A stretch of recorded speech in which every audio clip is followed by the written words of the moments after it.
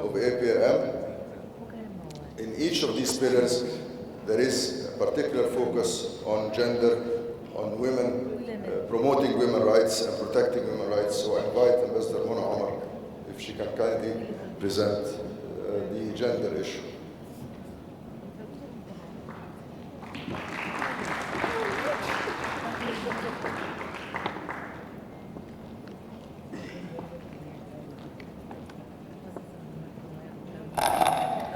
Good morning. I hope that so far you had some nice time, some good time in Egypt, and that you enjoyed it, and that you'll be coming again in your second country. As we say always, that for every African citizen, he has two countries: the country that he belongs to and Egypt. So Egypt is welcoming you again anytime. We're so happy to have you among us. The second thing I want to say is that gender is very important issue. As Ambassador Ashraf Rashid has highlighted, gender is a cross-cutting issue.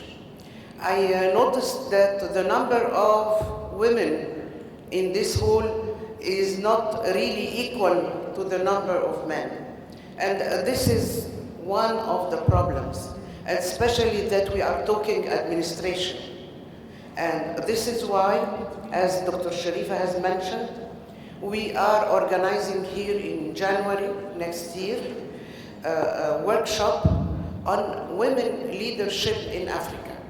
We would like to take you to the highest levels of administration by providing you the skills that will allow any of you to really show her capabilities. So please, if you are interested, let us know, and we will be very happy to have you, to have really women leaders in our continent, Africa. Now, in my presentation, there are 2 points. The first point actually was covered by Dr. Sharifa and Ambassador Ashraf Rashid, which is related to the part of the gender in the report, the self-assessment report that was done by Egypt. This report, I have to tell you, I'm so proud of the report and the effort that was put in it. And as you heard Dr. Sharifa explaining, among 38 countries who are members of the APRM, 22 countries have already finalized not only maybe the first report, but there are countries who finalized their second report and the targeted reviews that are now made on some issues in the African continent. But among all of these 22 reports, that I'm sure your countries are among them, I think the report that was done by our Egyptian team is one of the models that will be followed. So I want you to give them an applause for the effort that was done for the self-assessment report. Thank you. You all know that the African Union is giving great importance to the issue of gender.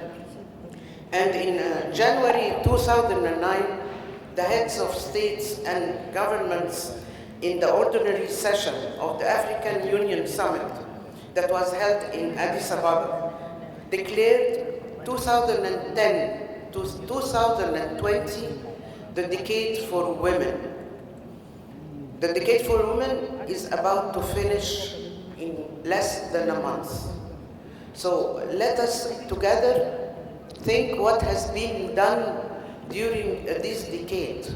Otherwise, we are wasting our time. The equality and the women empowerment, we had so many declarations, we had so many strategies. The strategy of the African Union 2030, this is the main strategy for women empowerment in the continent. I hope if you are interested that you open the link and you see what's happening in our dear continent. But in what ways can efficient management of the gender solution improve the status of development in Africa? This is a question. How can questions of gender be better channeled for the attainment of a much needed advancement of the continent? Another question. In what ways can Africa be brought out of this development level through a balanced streamlining of gender rights and equality? This is the third question. And these are some of the questions that were addressed by us at the APRM. In the reports of the APRM, gender is very, very important. And these are a sample of the questions that we try to address when going to a country and doing the report about the status of gender in this country is one of them. Aiming at addressing these questions and promoting women empowerment and leadership in the African continent, the Egyptian government, under the sponsorship of the Ministry of Planning, as I explained before, will organize this leadership forum that I hope you will be interested, either you or that you will talk to us about one of your country's female candidates. We have already received about 80 candidates. We are aiming for 100 women leaders from all over the continent. The AU organ, which is the African Peer Review Mechanism, plays a critical role in economic integration, political stability, conflict prevention, economic growth, and sustainable development as tools for experience sharing, reinforcing best practices, identifying deficiencies, and assessing capacity building needs to foster policies, standards, and practices. Also promoting shared values and advocacy, as highlighted in its 2016-2020 strategic plan. The APRM is an instrument for shedding light on issues affecting women and popularizing AU Gender Policy Agenda 2063, as well as the Africa Women Decade 2010 to 2020, which calls for the acceleration of the implementation of global and regional commitment, such as the OAU Kampala Convention. Hence, in addition of promoting gender equality, the APRM has the responsibility to monitor and evaluate the implementation of Agenda 2063 and the SDGs 2030 since the decision of the AU Assembly in 2017. As experience sharing is one of our aims at the APRM, let me share with you our experience here in Egypt that was included, by the way, in our self-assessment report about the National Council for Women.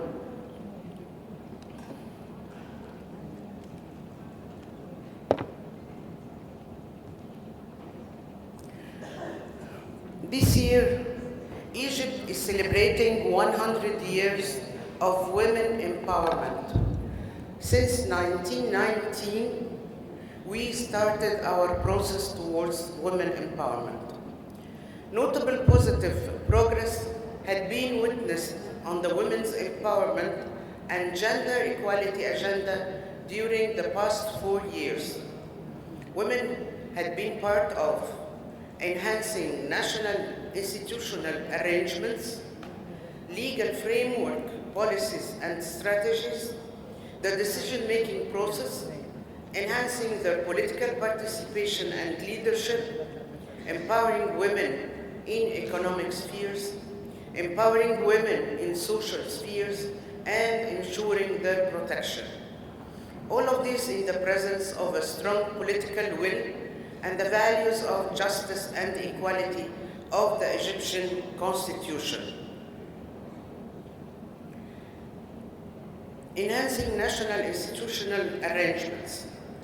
The National Council for Women, which is the highest specialized national machinery for the advancement of women in Egypt, is entrusted with planning for the advancement of women, following up on the plan's implementation, proposing policies for women's development and empowerment, enabling them to play their essential role in the society, and integrating their efforts into national comprehensive development programs.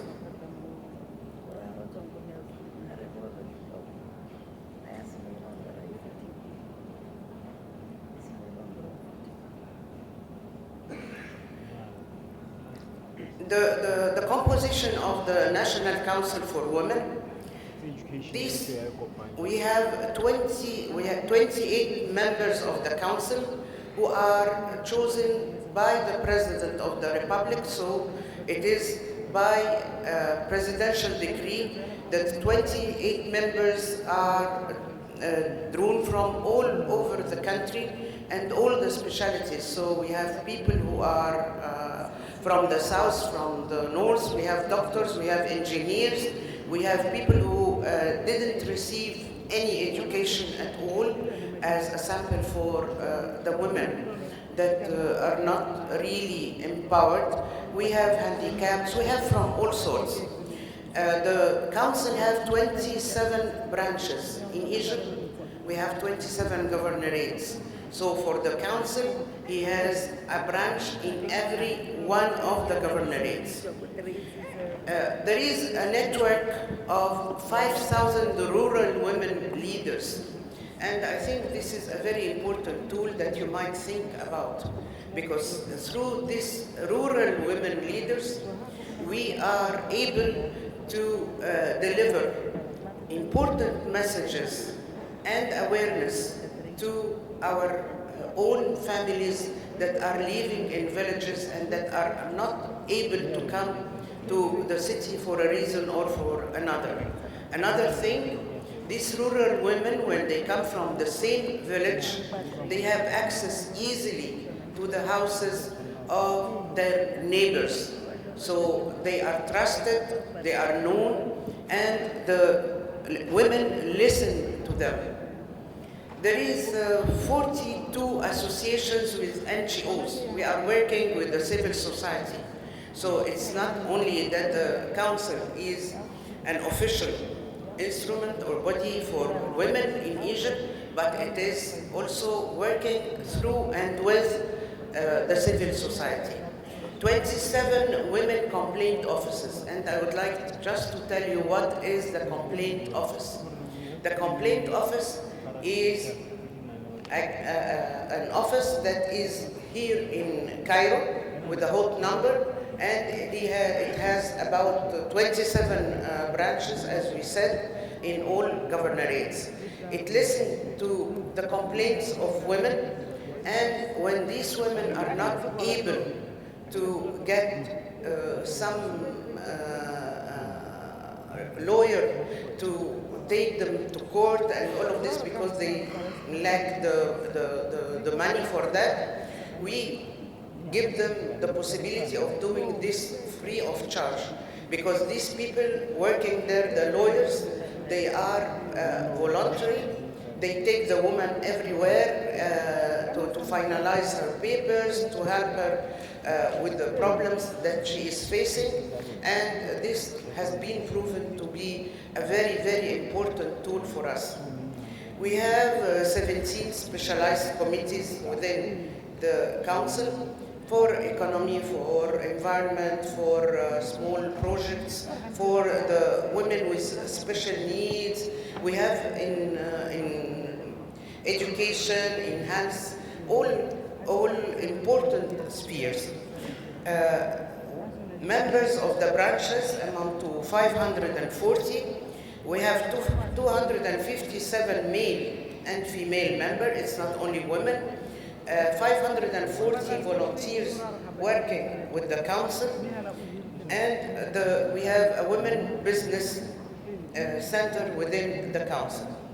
The National Council for Women, the number of beneficiaries of the activities and the programs implemented by the National Council for Women amounted from 3,930.272 in 2014 to 7,555,559 in the year 2018, and during this year it is even improving. So you can see that the work is going on and very fruitful.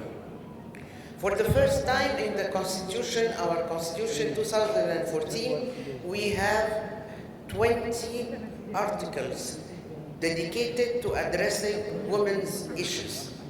As you can see on the presentation, the 20 articles that are dealing with women.